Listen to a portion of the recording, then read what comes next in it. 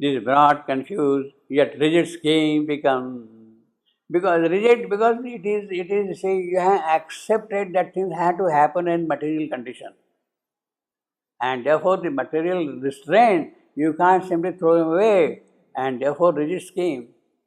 A game, a word ambiguously defined. Our seeking are short-lived experiments. Well, our seeking, but not of the witness soul. Witness soul is seeing differently. Witness soul is seeing differently, you see. Our seekings are short-lived experiments made by wordless and inscrutable power.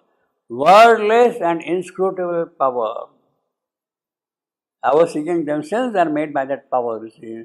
Testing is issued from inconscient night to meet its luminous self or truth and bliss. Ultimately, the whole idea is to meet its own luminous self or truth and bliss. Satyam and Anandam, they have to be there first. Satyam, truth, Anandam, bliss. They have to be there to meet luminous self of his own. The testing. Why? So it is a kind of a test which is going on. Your experiment. See, the whole game is because you are trying to work in the material conditions. And therefore all that thing. Our seekings are short-lived experiments made by a worldly and inscrutable power, testing its issues from inconscient night to meet the luminous self for truth and bliss. Inconscient night.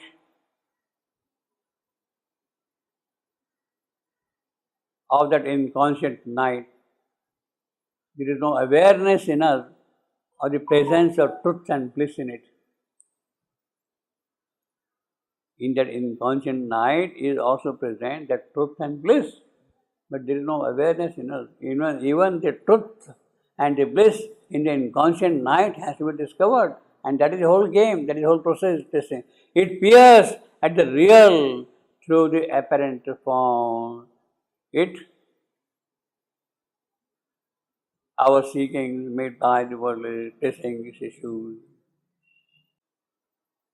Well, I think that it stands for this scheme. This broad, confused yet rigid scheme becomes its issue, testing its issue of this scheme. To me, it's its luminous self or truth and bliss. It peers at the real through the apparent form. It labors in our mortal mind and sense. Amid who? I'm sorry, this it stands for God light. God light. At its core. At its core. It peers at the real through the apparent form. It labors in our mortal mind and sense amid the figures of the ignorance in the symbol pictures drawn by word and tone. It seeks the truth to which all figures point. It looks for the source of light with vision's lamp. It works to find the doer of all works, the unfelt self within, who is the guide, the unknown self above, who is the goal. All is not a blinded nature's task. See, all these things you are able to see because the witness soul has woken up. Until now, that was not there, you see. A word, a wisdom watches us from on high. A witness sanctioning her will and works, her nature, her will and work. An eye unseen in the unseeing vast. Unseeing vast, that is what we are here, unseeing vast. An eye unseen in the unseeing vast. There is an influence from a light above. There are thoughts remote and seed eternities. Thoughts remote and seed eternity. They are present there. See, the richnesses of the spirit is what is being described here. A mystic motive drives the stars and sun. Purpose. A mystic motive drives the stars and sun. A mystic motive purposeful M alliteration. A mystic motive drives three I am. The stars, I am, I am. All are five I am. A mystic motive drives the stars and sun. The world is other than we now think and see. Well, the reality of the world we are not able to really understand, but it's something else. Our life is a deeper mystery than we had dreamed. Our minds are starters in the race of God. Our minds are starters in the race of God. Our soul deputed self of the Supreme. Our soul deputed self, the Supreme. Well, that is the actual fact. Our souls saw this infinity here down below, dark infinity. It became curious of it, and therefore to understand the curiosity, to experience the curiosity, it plunged into this creation. Our soul saw this curiosity here and it plunged here. In fact, they have plunged because there is the sanction of the Supreme behind it. They would not plunge of their own. They may see the curiosity of this world, of this darkness. This is what we have got. Narad was saying. The soul became curious of the infinity of darkness here, and it plunged into it, our souls. But they would not plunge into this darkness unless the Supreme says, yes, go ahead, jump. Unless it fires the gun, they will not come down, you see. So, our souls depute itself on the Supreme, across the cosmic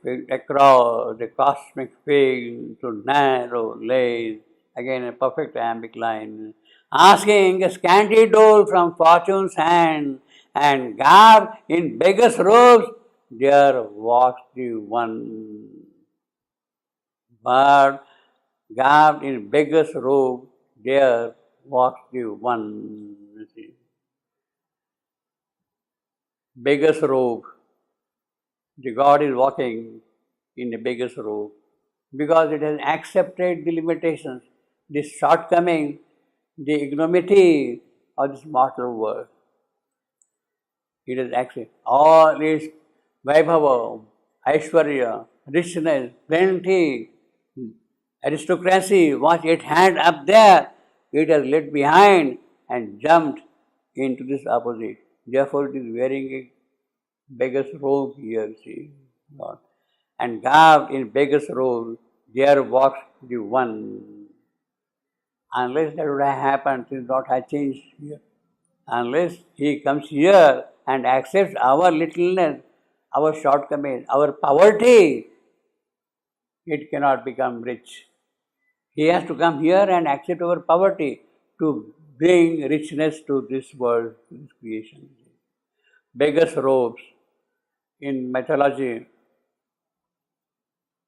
In fact, there is a famous poem by Kalidasa, and it describes Shiva in a beggar's robe, meditating here. Shiva, beggar's robe, you see. So it is that. But here, it is that Shiva who is actually accepting this one's condition in order to lift it up, you see. Even in the theatre of the small lives behind the act, a secret sweetness breathes, an urge of miniature, divinity, small little divinity.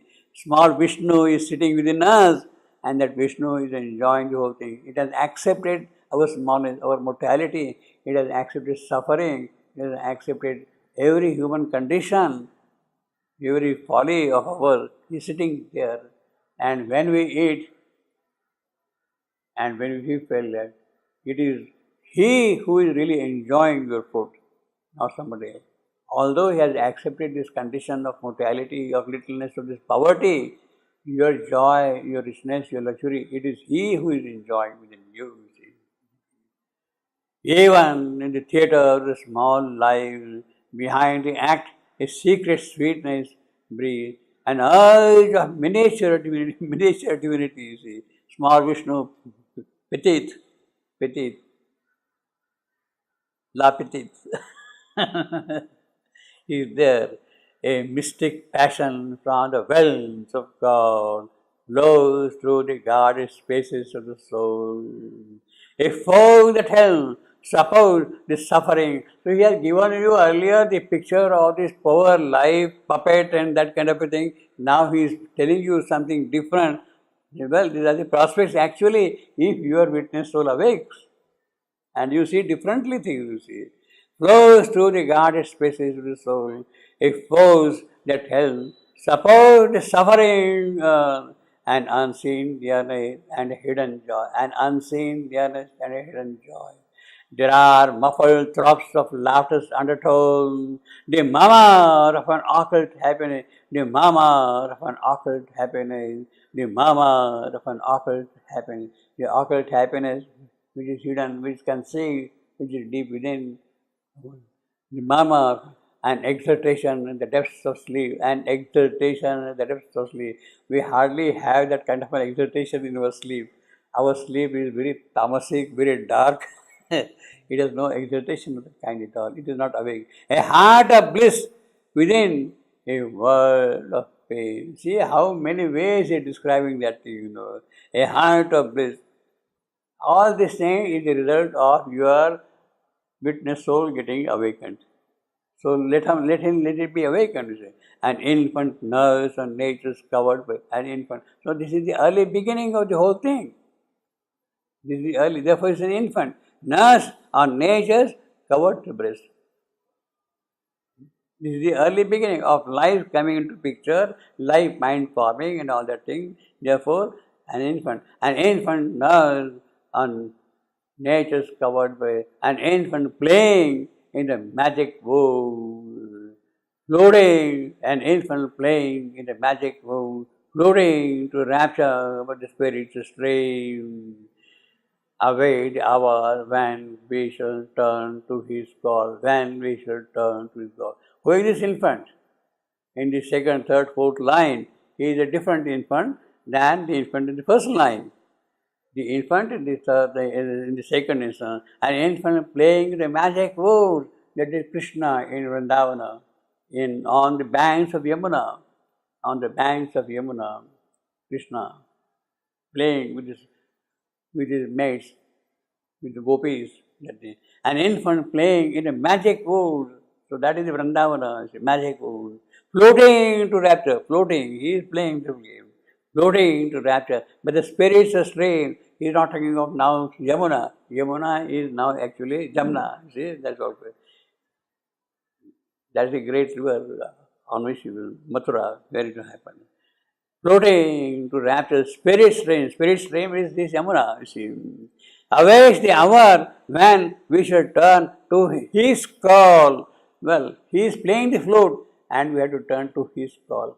Now all his cowards, all these boys, all these girls, they will come and join the Rasa Krida, Rasa Krida, the Vrindavana is there, see, Gokula, you see, that whole scene is of the Gokula, an infant playing in the magic world, floating into rapture by spirits stream, away the hour when we should turn to his call, will become Gopas and join him.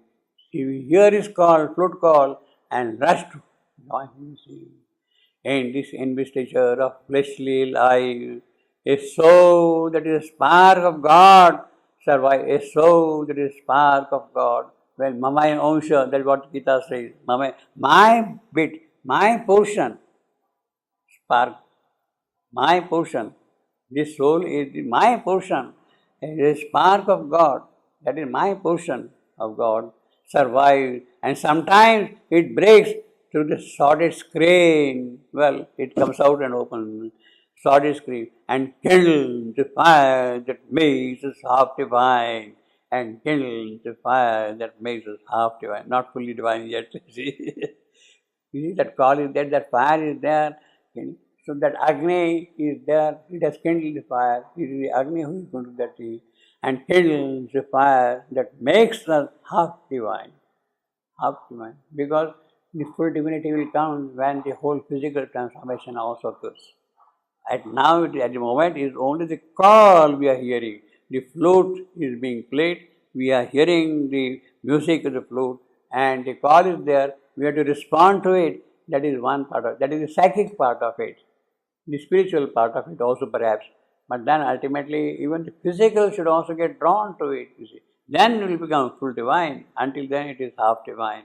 In verse, the call of Vrindavana at the moment is the call to become half divine. The call of Vrindavana, the flute call of Vrindavana is to become Ananda is there, but Ananda not of the psychic or the spiritual kind. It has to be also now in the very physical, in the material base of itself, it should be there, see. And then become. So a new Vrindavana, new creation, new Gokula will be formed. So this whole picture is of Krishna's childhood. He is playing pranks and all that kind of thing.